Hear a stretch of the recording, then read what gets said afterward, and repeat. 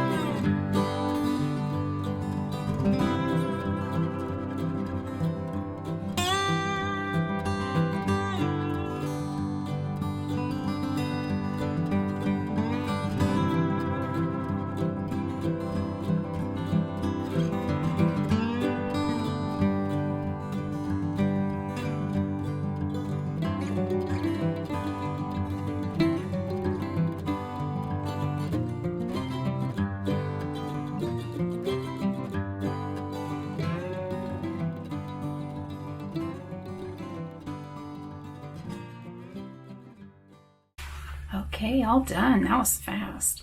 I love this layout. I can think of so many fun pictures to put on this layout. My husband and I have done a bit of hiking, and hopefully we'll do more in the future. So I think this will really come in handy. If I don't have pictures already, I will definitely be taking some in the future. So I think this turned out so cute. I love this. I love the die cuts that come with the kit. They're just really, really cute. So one thing to think about is if you're making this one, don't put your picture down all the way because these have to slip underneath.